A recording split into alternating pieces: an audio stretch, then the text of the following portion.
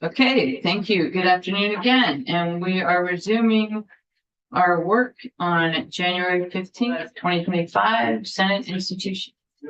And we have with us Scott Moore and Damian Leonard, who will introduce themselves before they speak to us. Thank you. Good afternoon, committee. Again, for the record, Scott Moore, Joint Fiscal Office. It's a pleasure to be back and spend maybe a little bit longer on the Capitol bill after the 7-minute run through yesterday afternoon. Although that was helpful. Today will be me. 7 minutes, that's pretty good. It was. Quick work. Yeah. For the record, I'm Damian Leonard from the Office of Legislative Counsel. I had the good fortune and distinct pleasure of working on this bill last year. I am not likely to be your attorney on this bill this year. So I staff transportation now, and timing wise, it's hard to make those two line up since both of the big transportation bills go at the same time as the Capitol bill. But we are working on figuring out staffing for you guys. Our Ed Finance guy, John Gray, also happens to be the guy who staffs Capitol bill. So depending on what his workload looks like as we start to work with the governor's staff and leadership to flesh out the education reform proposals, we may either see a tag team or one attorney side with others backing up. So you may see me again, Okay. at least in a part-time capacity, but I am unlikely to be your primary attorney this year. Okay. So that's just a little background. And with that, what makes the most sense, Madam Chair, for how we run through the bill?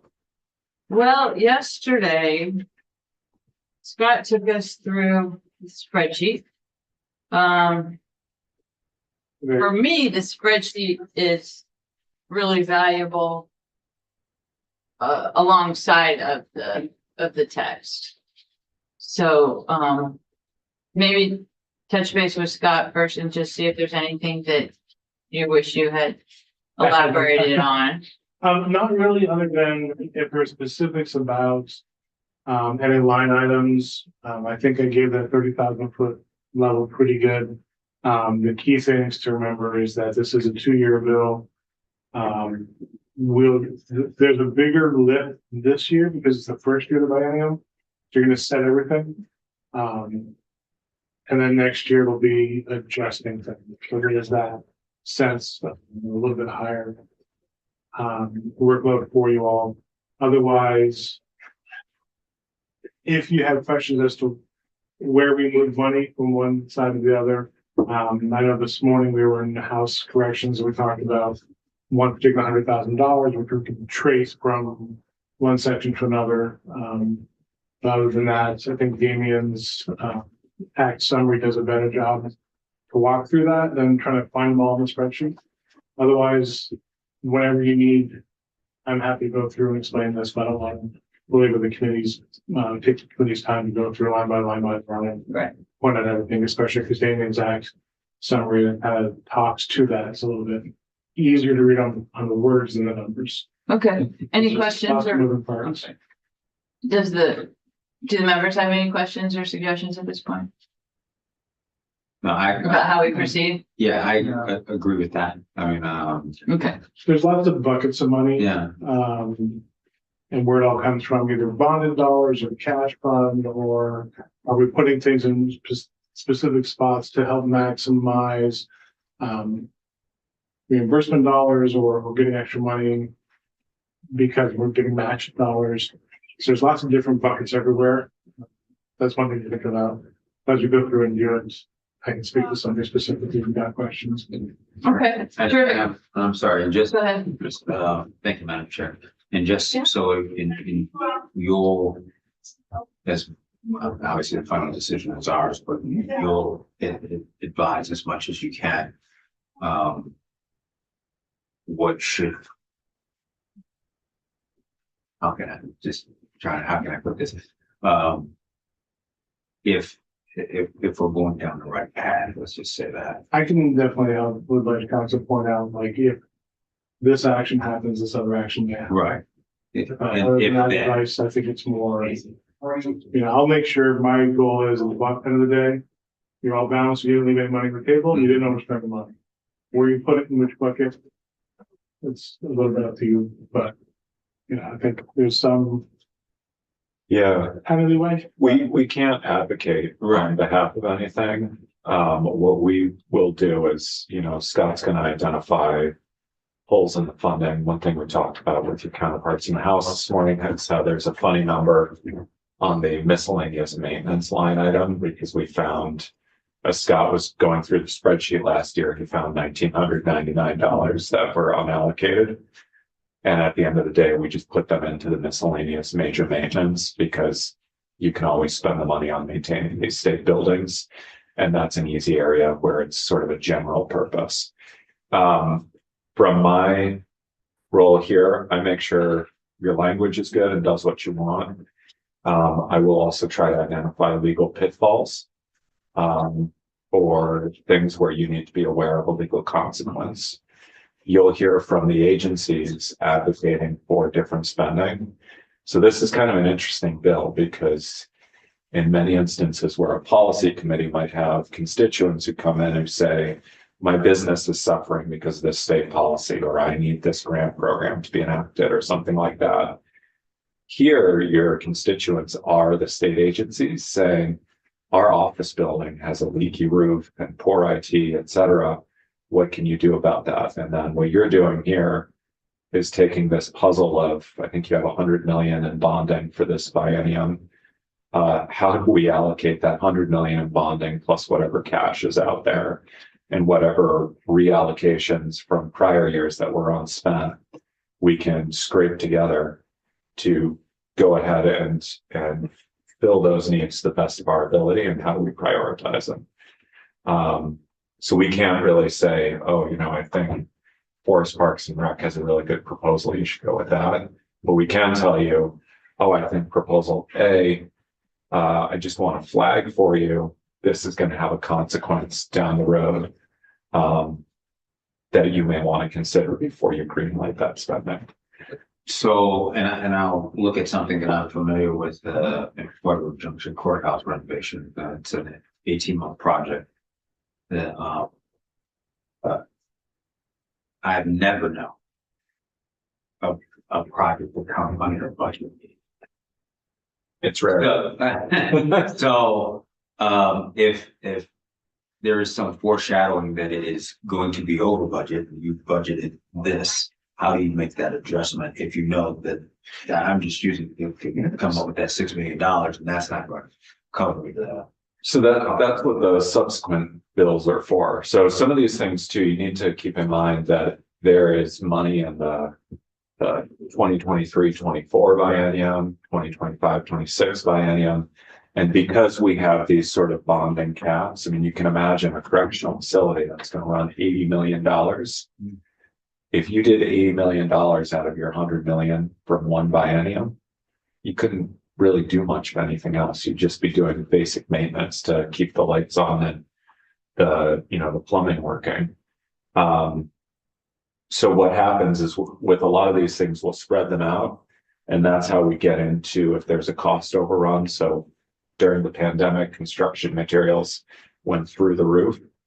And so what we do is in the subsequent year, we say, well, originally we projected it's going to be a $10 million project. We're now projecting 11 million. We put 5 million in the first biennium. We're going to put 6 million in this biennium. And then maybe in the second year of biennium, you say, as they were going on the site, they identified another issue. It's going to drive costs up because now they have to reinforce the foundation or something like that.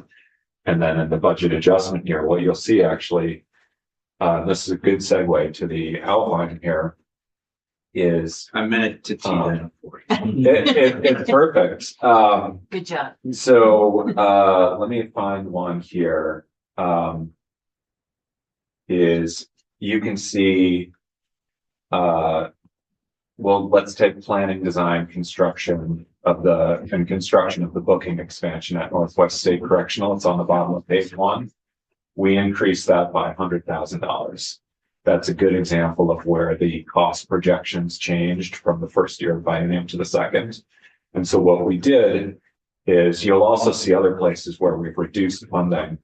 For example, for the refrigerant phase out for state HVAC systems, we reduced that by $250,000. So a lot of what you're going to be doing in the second year is saying, to VGS and the other agencies, I see that you have these new needs. Here's our cap. What do you suggest we cut? Where is there room for us to move? And sometimes they'll say we've got savings here. Sometimes they'll say we've identified a way to phase this out. And sometimes you have a program like this R22 refrigerant phase out, where you can pace it and you can say, well, we'll spend a little less this year and it'll take a little longer, but we can use that money for an emerging immediate need. For projects that are gradual.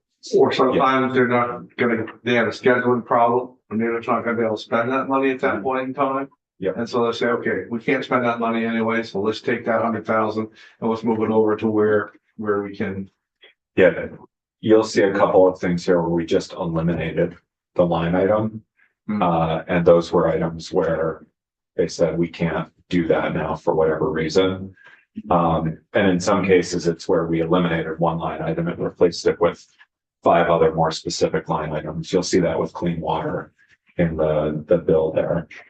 But that's how we address emerging needs. One thing that is really important to remember while you're in this building is that what you do this biennium can't bind a future legislature, and doesn't even bind you next year. Yeah. So you can always pass a new law or amend the law. And the future legislatures can too. So to the extent you've set a budget, you can always adjust it. Same as you could do with household budget or business budget as things emerge. The only difference is that we're only here 5 months a year. And so we have to try to anticipate some flexibility for the months we're not here and how do we address those issues. Which is why, just to tag along, Madam Chair, if I may, when you look at the gray columns versus the blue columns, you're thinking FY24, how do those numbers change? They changed they changed when we did the bill last year. We actually retroactively went back and said, okay, let's take the $100,000 off of that. In part because maybe VGS came in and said, we finished the project ahead, or we're not gonna be able to get the air ducts because there's a supply issue, and so we're not gonna even get them for another 2 years. So let's take that money and use it on a project today to fix the crack in the foundation, and then we'll have to come back next year and get that money. So that's why you will sometimes see changes in the blue column from prior years, and we're wondering how do you change up by 24 and by 25? Just because of that kind of thing. And the Department of Building and General Services will be really good about coming in, and Joel will say, once you crack open the wall to replace something, you might find more stuff. And as such, we're going to need a bigger budget. Joe Asia will come to some point and present to you guys. Great. So please continue. Okay, so looking at if probably given our time together, it doesn't make sense for me to go line by line in the act summary for the budget items. What you can see there is on the first 2 pages, I've sort of lined out every single adjustment we made in year 2 of the biennium to the 2-year budget. One important thing to keep in mind is that the year 1 budget, we didn't even touch 4 sections of the year 1 capital bill that appropriated money because there were no changes necessary.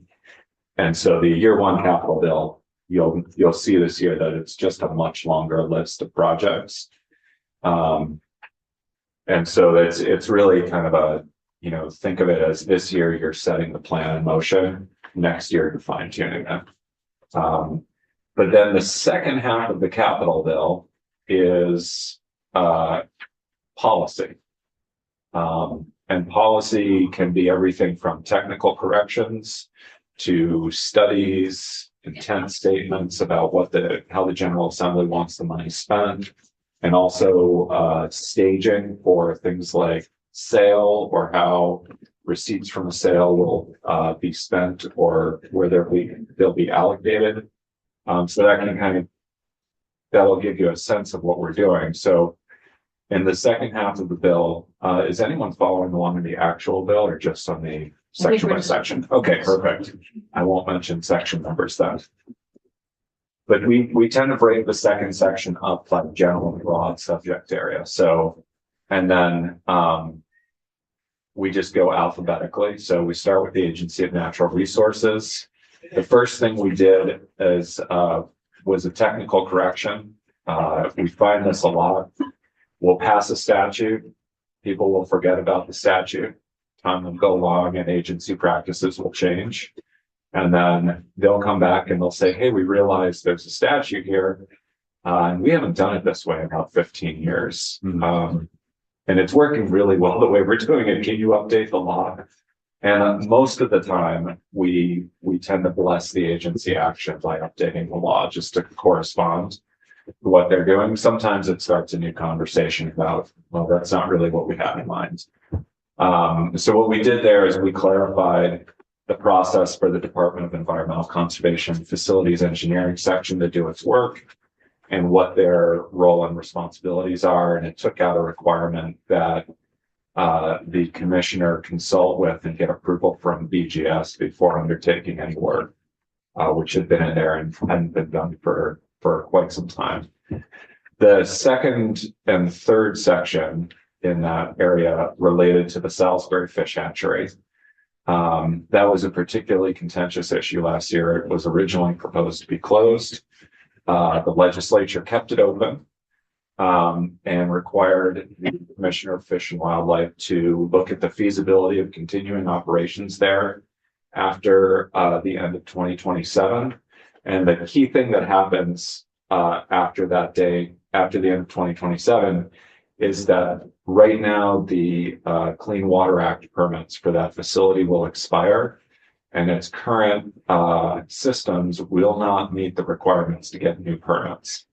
So you either need to upgrade the facility or transfer that fish stocking and production capacity, basically reallocate it to a new location in the state. You can't transfer the fish because of risk of disease, but you can expand other facilities or contract with outside hatcheries, et cetera. And so what you charge the Department of Fish and Wildlife with doing is basically looking at how much will it cost to upgrade the facility and continue operating it versus how much will it cost to transfer that capacity and what carry-on impacts will we have to mitigate in terms of financial impacts if you close the existing hatchery.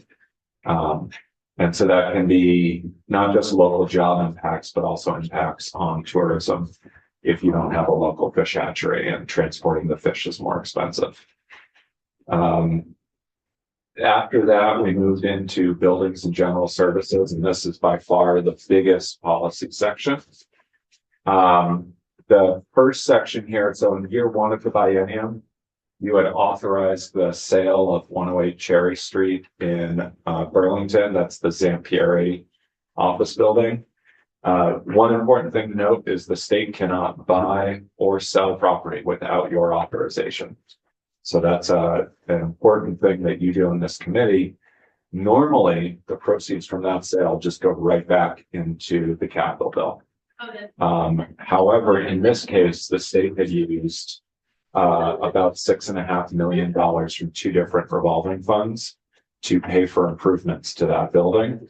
And so what this is saying is that assuming you get more from the sale of the property than $6.5 million, you will allocate $6.5 million to those two revolving funds. And then anything that's left over will go back to the capital bill. Sure. Yes, go ahead. Has it closed? No, it is still on the market. BGS can give you more information. But to my knowledge, it has not sold yet. So. Remind me That's interesting. to say something to you after Yeah. about that. it has been on the market for, I think, about 2 years now. So just something that You should.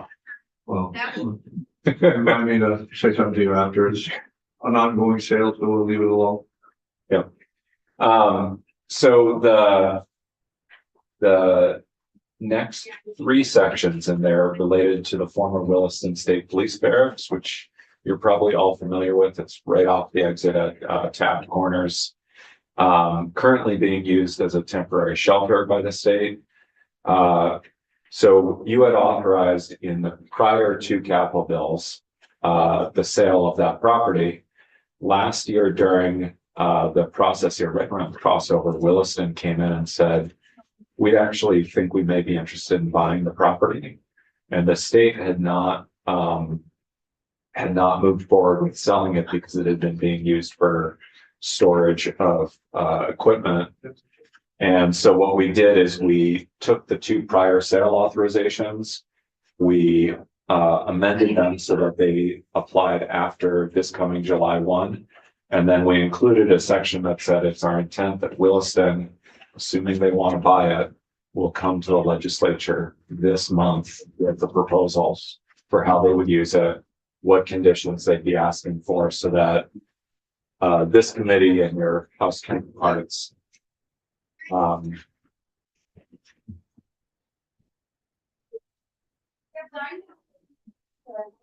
Thanks. Yeah. Okay, thank you. Interruption. I have a question for you about Williston and just in general Sure. about properties. Because when the state has no use for the property, there are multiple things that can happen. And one of those things is to offer it to the town. In many cases, the town is interested. And so we had some conversations about that. And I think the status is that this state is supposed to offer it to the town. There were a couple of different, no? So the way it works Okay, is the state has to put it on the market for fair market value and sell it to the top bidder. Unless the legislature otherwise authorizes. So anytime you want the town to have preference, you have to say that explicitly. for that specific property. And that's why this Williston piece got put in. Okay, so that's something that I'm gonna work. Yeah, so they are, if they want it, they have to come back and tell you what they would plan to do with it. And whether they'd be asking for, below market value or special conditions on the sale. And then it's up to you to decide whether to okay that. And you have a variety of options. You can say it shall be offered to the town at below market value. You can give them a right of first refusal, or you can just say it's on the open market to the highest bidder. And if the town wants to come in with a bid, they can do so. And you'll find, and again, we can't say, what you should do on these, but there are going to be different factors with each property. Some properties are really out of the way. They're not going to get a lot on the market.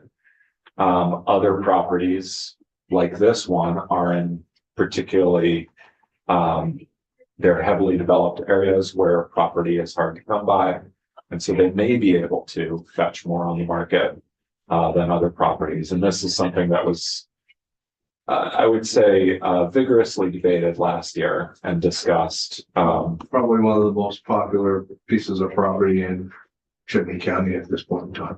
Definitely. So just a follow-up, you said that they would need to come and tell us what they were going to do with the property. Is that in So- statute or is that? Yeah, so in the specifically- bill, you said it's the intent of the General Assembly that that Williston will come back and report, I think, just to the House Committee, with their intent as to whether they want to purchase the property, whether they'd be seeking any special conditions, and what their proposed usage would be.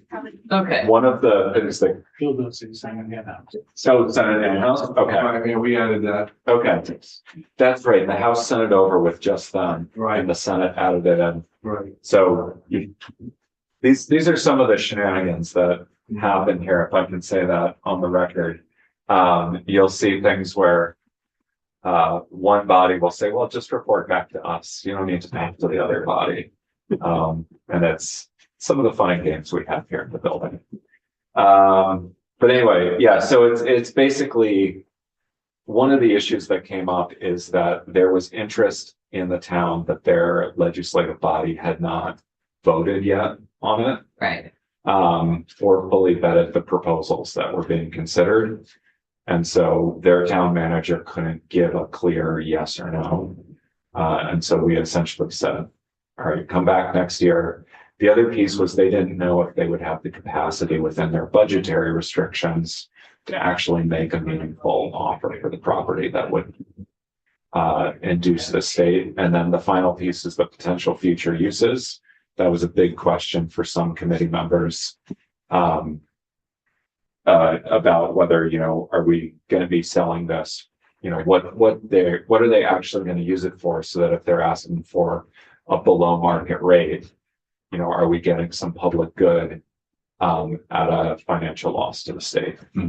Okay, and those conditions are specific to that property. Yeah, that's just that property. Okay, Well, as you remember, Madam Chair, we had a property down here before the flood.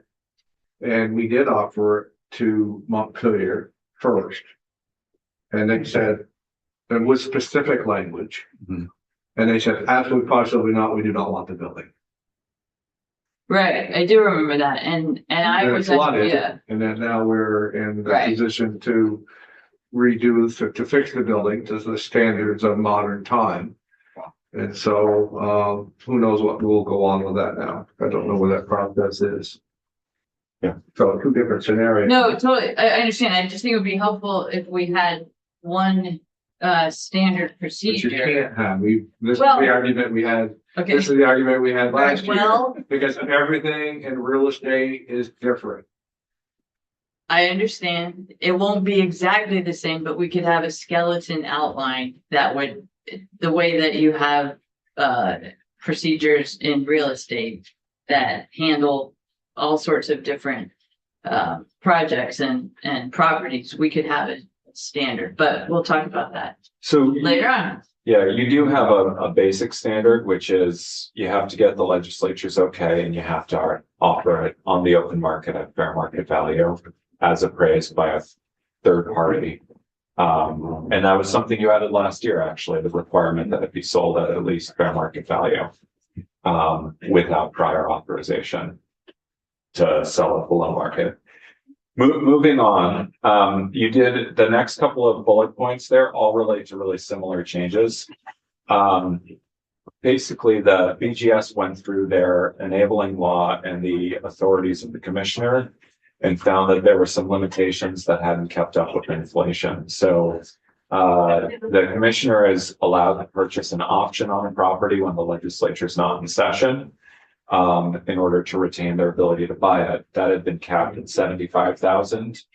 Last year, you adjusted that to 5% because 75,000 was no longer keeping up with some of the property values, and 5% will be inflation proof because, so it's 5% of the sale value or listed price of the property.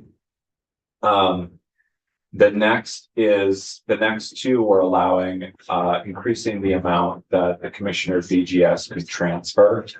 One is between projects authorized in different capital construction acts without obtaining approval from the emergency board.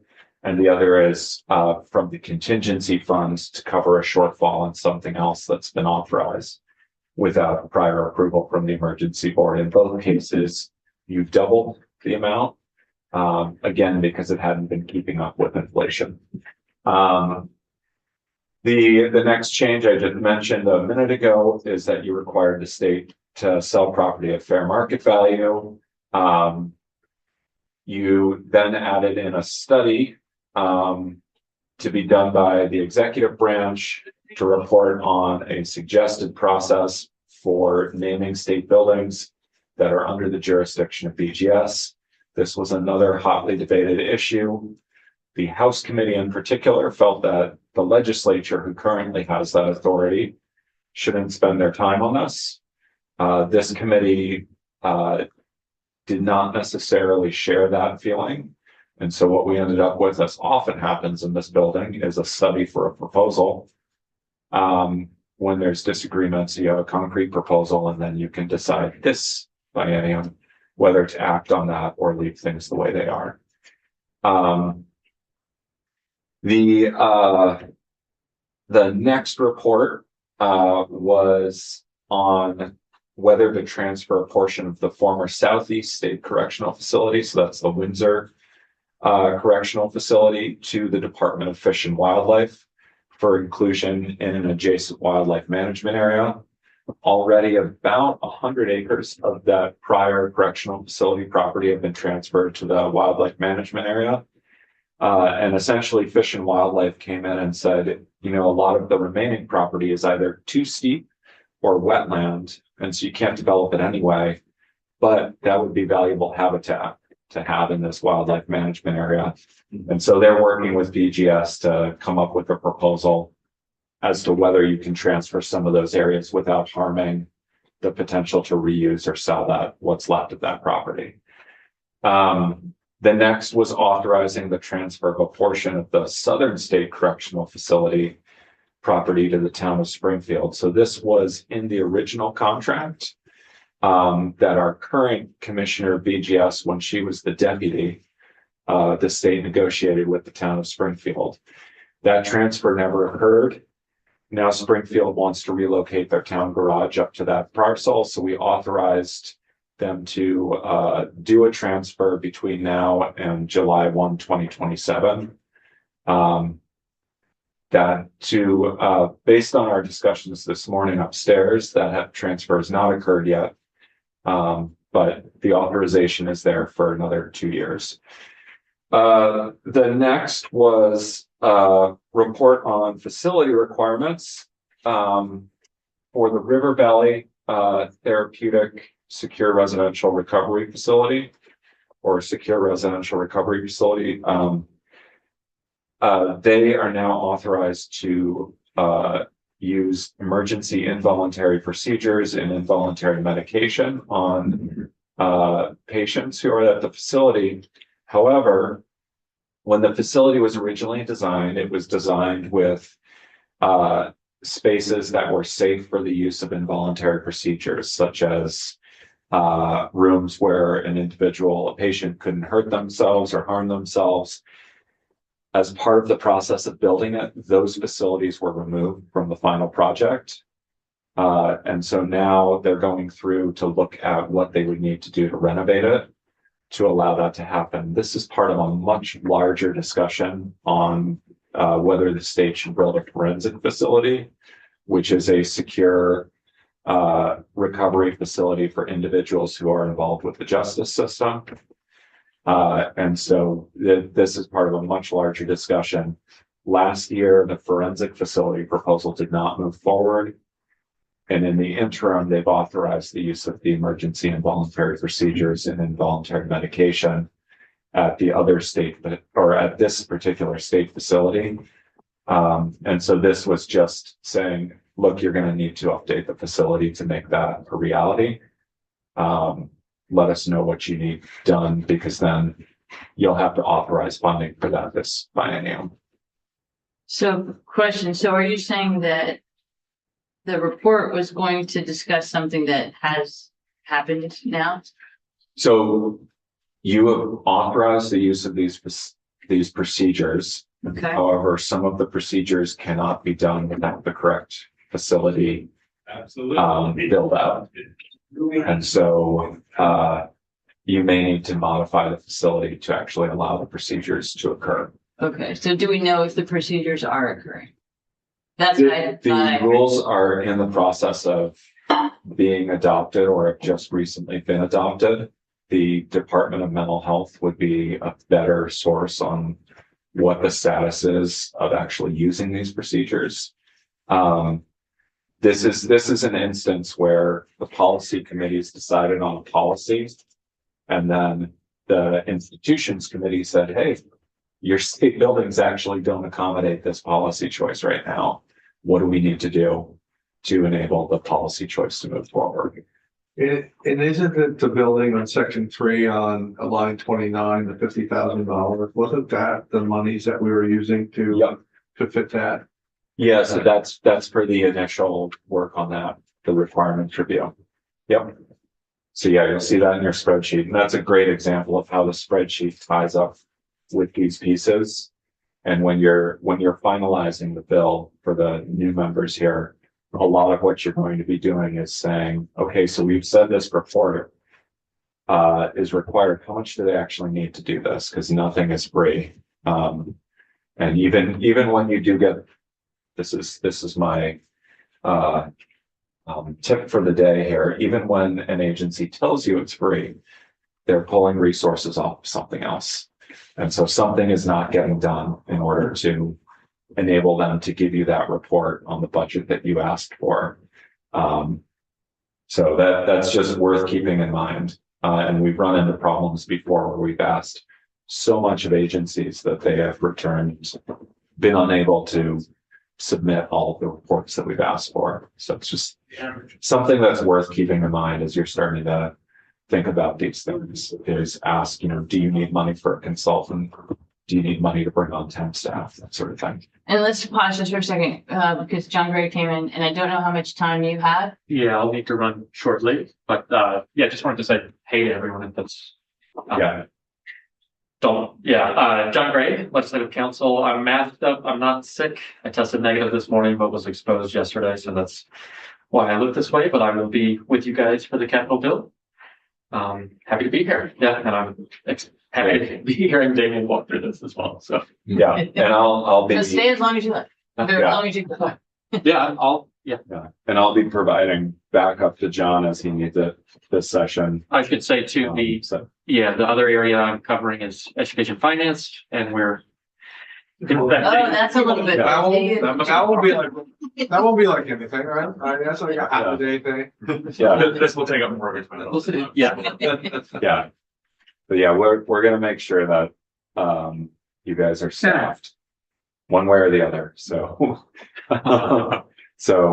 John will either have support from the rest of us to make sure that someone's here when you need someone here, or we'll figure something out internally. Just to make sure that you guys have the staff you need. Or you won't neglect us. Yeah, well, it's one of those bills that, you don't want the state buildings to fall down or stop functioning. And one of the few And guaranteed bills that pass, Yeah, this is one where almost always you will get this one through and across the line. So, right. So, that brings We're up. still in reports. Yep, so the next was a report we're back to the Windsor Correctional Facility. I don't remember why I split these up in the bill. It would have made sense to put those two sections next to each other. But these things happen at the end of the session. Bottom line is right now that facility is empty and unused. And it costs money for the state to continue maintaining it. There is disagreement about how to use it going forward. There are multiple proposals.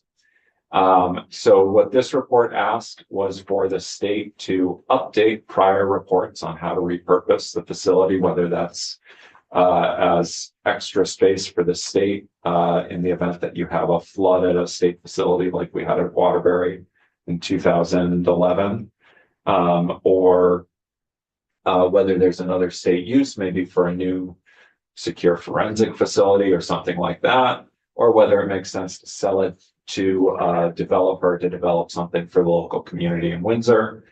The other thing it asked them to look at is, are there steps we can take to deactivate or winterize the buildings so we can save on the amount that it costs to maintain it?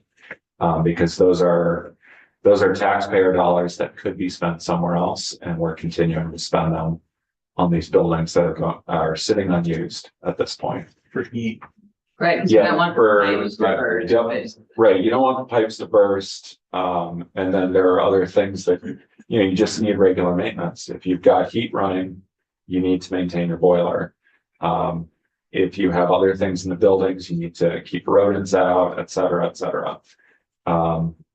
So that's that. The next one This is kind of a fun one in terms of the structure here. So right now, DCF is looking for a short-term stabilization and treatment center for justice-involved youth to replace the Woodside facility. Because of the need to get this online quickly, what the state did is they have been working with a developer, and they are proposing to enter into a long-term ground lease with the developer. So basically, they would lease the land, and the current parcel is in for Gems. They would lease the land to the developer for a long-term lease. Anything over 10 years needs special authorization from the legislature. And this is authorizing a 20-year lease that could be extended for up to an additional 20 years. And it's at the low market rate. So you also need to authorize that. That developer will then build the facility and lease it back to the state on a long-term lease. And the reason we're doing this is because the developer can build it faster and presumably more cost effectively than the state can through the standard state procurement process.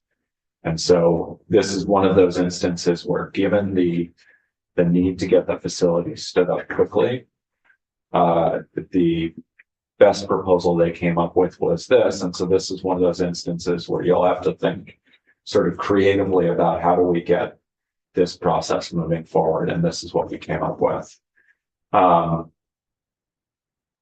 The next two pieces are really very, very similar. And this is something you'll do periodically. So when the legislature is not in session, our standing committees have no authority to act. You can meet with special dispensation from your leadership, but you can't actually move a bill to the floor and then have the body vote on it because no one's here. So what happens is we have a couple permanent committees, the Emergency Board and the Joint Fiscal Committee, set up to handle money issues that come up. But otherwise, we have to provide sort of special authorization. And so we created two special committees, one to deal with review and approval of things that were happening with the Capitol Complex flood recovery. So as BGS was coming up and saying, we need someone to approve us taking the next step with this building, this committee was set up. So as the two chairs of the institutions committees, and then your Joint Fiscal Committee. The other special committee was on the State House improvements. And they were set to review and approve schematic design for improvements to the State House. And that was to help move that process along. There's multiple steps in the contracting process, and schematic design is one of those initial steps that gets moving. Oh, yeah, no. Thank you. That would be a miracle. We don't want Yeah. things fast. Yeah. So anyway, that those are the two special committees. And that brings us to human services. Important thing to keep in mind with human services is that includes the Department of Corrections. So it's not just health and mental health and aging and independent living. It also includes DOC, which is a lot of where your focus is in these capital bills. So the first piece in here was a report on the proposed site location for replacement women's correctional and reentry facilities. That's due today. The next is providing contingent authority for BGS to purchase land for those facilities if suitable state-owned property cannot be identified. The third report in there, or the second report in there, the third section in there, and this is on page 4, was a report on the potential reuse of the current women's correctional facility site for a men's reentry facility. And so one of the things that was being considered here is, could you reuse it or potentially repurpose some or all of the structure there for a men's reentry facility? For those of you who are familiar with that structure, it has a number of issues. So the idea of repurposing all of it is highly unlikely, but there is potential that some of it could be repurposed to save on construction costs. assuming it's identified as an appropriate site. And then the final piece was requested by your Judiciary Committee. And that's requiring a report on reentry and transitional services provided by the state, recommended size and programming to be provided by the new women's correctional facility, including a bed count, and whether it's advisable to construct a men's reentry facility at the same site as the new women's facility instead of trying to repurpose the existing women's facility site or find a new site. And these were things that the Judiciary Committee had been discussing and taking testimony on, and we basically ran out of time. And so we put in the report. The final two pieces in here, we're getting to the finish line, are the judicial branch. The first is we're currently in the process of renovating or replacing the Washington County Courthouse in Barry. And we authorized BGS to purchase land as necessary for that process, and also require them to communicate more closely with the municipal government about that process. And then the second was an intent section. We're in the process of renovating the Windsor County Superior Courthouse, and the court staff have been moved across the street to 55 Railroad Row. We basically stated that it's our intent that the state's attorney for Windsor County will move into those offices when the court staff move back into the finished courthouse. So there you go. Those were your policy decisions last year. There are more in your first year of the biennium. So if you have time, I'd encourage you to at least look at the act summary, which is found on our website for that act. Just to get a sense of what was in there, and then you can dig more deeply if there's anything that catches your eye. But that will be good background for you as you begin to listen to the administration's proposals, because a lot of these proposals, especially in this area, they have a long history. And so the more you know about it, the more informed you'll be in terms of being able to ask the right questions about, does this make sense? Should we really be spending our dollars here? Should we be spending more or less on this, et cetera? All right. Very helpful, especially the listing of the reports. I had forgot, there's a lot of reports. There are a ton in there. And so those are the ones that have been done already or are just getting done. Those are the ones we'll hear about soon. And then, if you need it, we can provide you with a listing of the reports that are supposed to come to this committee this year. That would be helpful. Yeah, I can do that report. Do you know how to generate that, Linda? I don't. Okay, I'll generate it and send it to you. Thank you very much. Yeah. So that's something where, again, for the new members, one of the things that happens in this building is we ask for report after report after report. And then May 15th comes around and we adjourn, and by June 1st, you've forgotten half the reports you asked for. And then they start coming in, and it's like, you know, it is a good reminder of what you requested, and maybe a good reminder too to think about whether you really need the report.